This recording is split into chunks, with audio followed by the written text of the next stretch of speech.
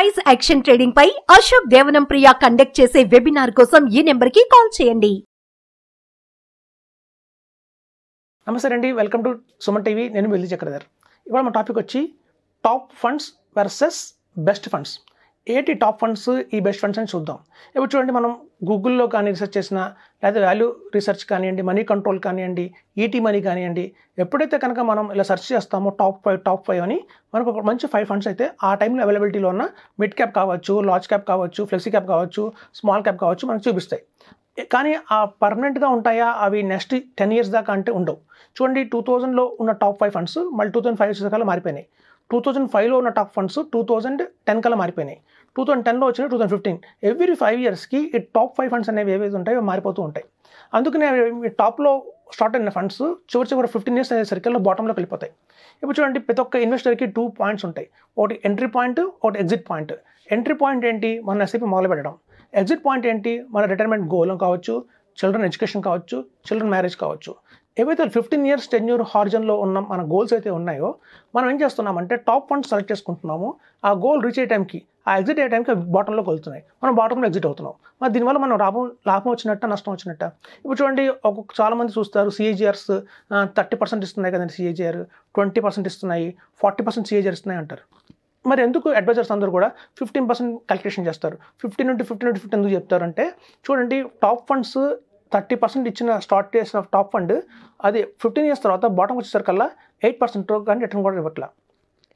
Best example చూస్తాను, Birla Sun Life front line equity కావచ్చు, బిర్లా వాళ్ళ ట్యాక్స్ రిలీఫ్ 96 ఫండ్ కావచ్చు. ఒక టైంలో చాలా హవా నడిచినాయి. తర్వాత డిఎస్పీ వాళ్ళ మైక్రో క్యాప్ అంటే ఒక టైంలో ఇప్పుడు స్మాల్ క్యాప్ కంటే కూడా దుమ్దాం నడిచింది అది. సో ఎప్పుడు చూడండి, ఒక మంచి ఫండ్స్ మా కళ్ళ ముందు పడిపోతున్నది మేము చూసాం. ఎలా జరుగుతుందంటే, ఇప్పుడు చూడండి, ఫస్ట్ ఒక బెస్ట్ ఫండ్ అనగానే అందరూ ఇన్వెస్ట్ చేస్తారు, రకరకాలుగా ఇన్వెస్ట్ చేస్తారు. కొంతమంది ఎస్ఐపి మొదలు పెడతారు, కొంతమంది లంసంగా ఇన్వెస్ట్మెంట్ చేస్తారు, అలా రకరకాలుగా ఇన్వెస్ట్ చేస్తారు. సో ఎప్పుడైతే ఆ చరిష్మా పోయిందో ఆ ఫండ్లో, ఆటోమేటిక్గా చాలా మంది బయటకు వచ్చేస్తారు, ఎగ్జిట్ అయిపోతారు. అలా ఎగ్జిట్ అయిపోయేసరికి ఏమవుతుందంటే నా పడిపోతుంది. కొత్త వాళ్ళు జాయిన్ అవ్వరు, పాత వాళ్ళందరూ ఎగ్జిస్టింగ్ కస్టమర్స్ అందరూ వెళ్ళిపోతుంటారు. సో అలా మెల్లమెల్లగా అనేవి తగ్గిపోతూ పాలైపోతుంది అనమాట. సో అది జరుగుతుంది. అందుకే ఏంటంటే, ఎప్పుడైనా ఫండ్స్ టాప్ ఫండ్స్ నెక్స్ట్ 30 ఇయర్స్కి టాప్లో ఉంటాయని గ్యారంటీ లేదు. ఇప్పుడు చూడండి, ఈవెన్ స్మాల్ క్యాప్ తీసుకున్నా కూడా అది కొత్తగా వచ్చిన ఫండ్ హౌసా? కాదు, 12 ఏళ్ల క్రితం వచ్చిన ఫండ్ హౌస్ అది. సో దగ్గర 12 ఏళ్ళు ఈజీగా ఉంది. సో 12 ఏళ్ళ నుంచి ఫస్ట్ 8 ఏళ్ళ దాకా దాని పర్ఫార్మెన్స్ అయితే ఏం లేదు. నెక్స్ట్ 4 ఇయర్స్ కొంచెం చరిష్మా వచ్చింది, పైకి వెళ్ళింది. కానీ ఇప్పుడు మళ్ళీ మొదలుపెట్టింది డిగ్రేడ్ అవటం.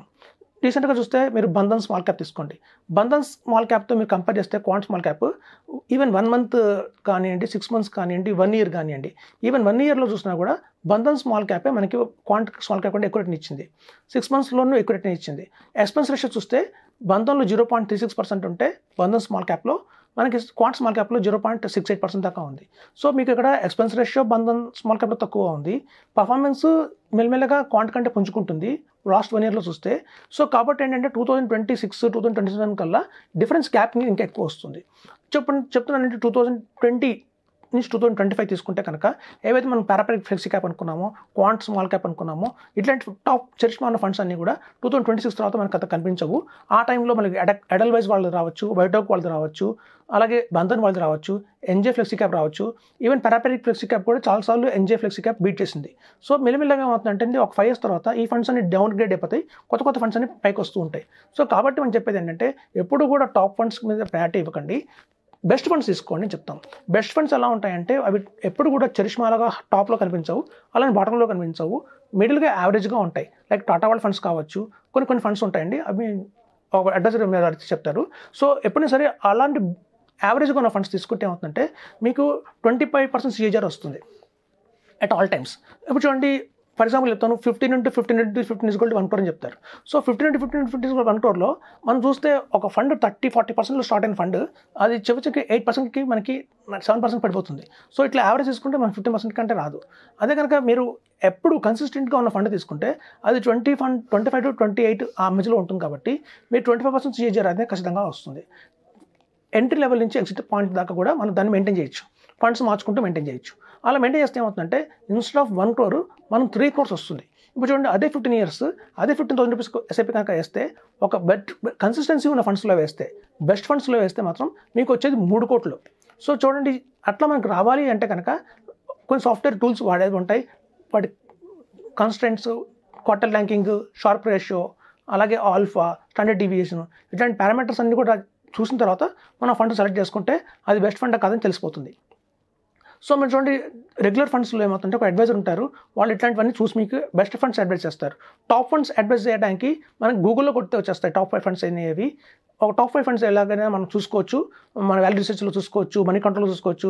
అవన్నీ రిటర్న్ వైజ్గా వస్తాయి. ఎవరైతే బెస్ట్ రిటర్న్ 70% రిటర్న్ ఇచ్చారో వాళ్ళు నెంబర్ 1 చెప్తుంది, 65% రిటర్న్ ఇచ్చిన నెంబర్ 2 ఉంటుంది, 63% ఇచ్చిన నెంబర్ 3 ఉంటుంది. అలా మనకి రిటర్న్ వైజ్గా చూస్తేనే మనకి నెంబర్ 1, నెంబర్ 2, నెంబర్ 3 వస్తాయి. కానీ బెస్ట్ ఫండ్స్ అయితే అలా కాదండి, వాటి చాలా రీసెర్చ్ చేయాల్సి ఉంటుంది. చాలామంది అడ్వైజర్స్కి ఏంటంటే ఇంటర్నల్గా కొన్ని సర్క్యులేషన్స్ వస్తాయి. మాకందరికి ఇంటర్నల్గా కొన్ని మ్యాగజైన్స్ ఉంటాయి. మాకు వచ్చే ఇంటర్నల్ మ్యాగజైన్స్ వల్ల మాకు తెలిసిపోతుంది ఒక్కొక్క ఫండ్ యొక్క పర్ఫార్మెన్స్ ఏంటి, రాబోయే రోజుల్లో దాని ఒకవేళ ఒక ఫండ్ పడితే కనుక ఎంత బాగా పడుతుంది, అలాంటిది కూడా ఒక టూల్స్ ఉంటాయి. అవి సపోజ్ ఈ వాళ్ళ ఫండ్ పడితే ఎంత పడుతుంది అనేది కూడా మనకు ఆ రిపోర్ట్ వాళ్ళు తెలిసిపోతుంది. సో కాబట్టి ఏంటంటే రిస్క్ ఎంత ఉందని ఎవాల్యుయేట్ చేయడానికి ఈజీగా ఉంటుంది.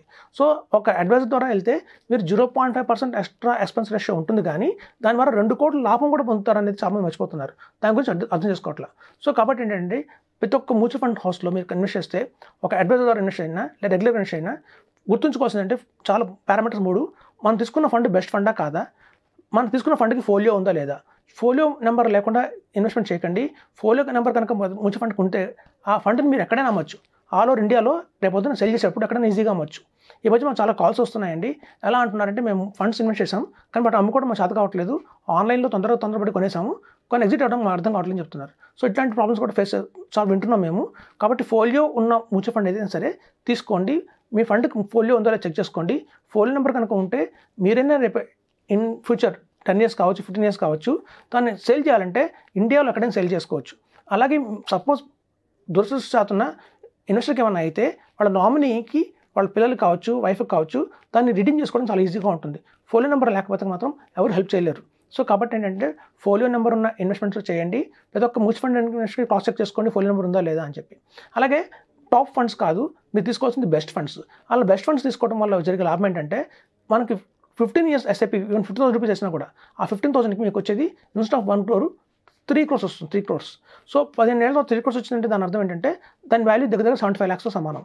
అదే మీకు 1 crore వచ్చిందంటే దాని వాల్యూ 35 lakhsతో సమానం. సో చూడండి, మనం మార్కెట్ రాబోయే రోజుల్లో కాస్ట్ ఆఫ్ లివింగ్ పెరిగిపోతుంది. మనం ఎంత కార్పస్ని మనం బిల్డ్ చేసినా కూడా ఆ రోజుకి చూస్తే ఇవాళ వాల్యూతో కంపేర్ చేస్తే చాలా తక్కువే ఉంటుంది. కాబట్టి హ్యూజ్ కార్పస్ కావాలి. అలాగే ఇన్వెస్ట్మెంట్ ఎస్ఐపి మనం పెంచలేం కాబట్టి ఉన్న ఎస్ఐపి అమౌంట్తో ఎంత మ్యాక్సిమం రిటర్న్ గెయిన్ చేసుకోవాలో మనం ఆలోచించాలి. సో అలా ఆలోచిస్తే మీకు అగ్రెసివ్ ఫండ్స్ చాలా బెస్ట్ ఉపయోగపడతాయి. ఇటీవల చాలామంది నేను చూసాను ఫోలియోస్, అందులో చాలా లార్జ్ క్యాప్లో ఇన్వెస్ట్ చేస్తున్నారు. నిఫ్టీ 50 ఎస్ఐపి చేస్తున్నారు. నిఫ్టీ 50 ఎస్ఐపి చేసినా, లార్జ్ క్యాప్లో ఎస్ఐపి చేసినా దానివల్ల పెద్ద లాభం ఉంటుందండి. ఎందుకంటే వాలటాలిటీ ఎక్కువ ఉండదు. ఎక్కడైతే వాలటాలిటీ అనేది ఎక్కువ ఉండదో అక్కడ మనం కనుక ఎస్ఐపి చేస్తే దానివల్ల రిటర్న్స్ ఎక్కువ రావు. బెస్ట్గా ఎస్ఐపి చేయాలంటే మాత్రం మిడ్ క్యాప్స్లో చేయాలి, mid cap or small cap. దానివల్ల ఏంటంటే లాభం, మీరు చూడండి ఎప్పుడైతే వాలటాలిటీ ఎంత హ్యూజ్ వాలటాలిటీ ఉంది అంటే మీకు ఎస్ఐపిలో అంత లాభం వస్తుంది అని అర్థం. అంతేకాని కొంచెం వాలటాలిటీ తక్కువ ఉన్న ఫ్లెక్సీ క్యాప్ కావచ్చు, వాలటాలిటీ తక్కువ ఉన్న నిఫ్టీ 50 కావచ్చు, వాలటాలిటీ తక్కువ ఉన్న లార్జ్ క్యాప్ కావచ్చు, ఇట్లాంటి వాటిలో కనుక మనం ఎస్ఐపి వేస్తే మనం రిటర్న్స్ పెద్ద భారీగా రావండి. సో ఇది ఒకటి కరెక్షన్ చేసుకొని చెప్తున్నాను. Thank you. సుమన్ టీవీలో మీ పర్సనల్ అండ్ బిజినెస్ ప్రమోషన్స్ కోసం కింది నెంబర్కి కాంటాక్ట్ చేయండి.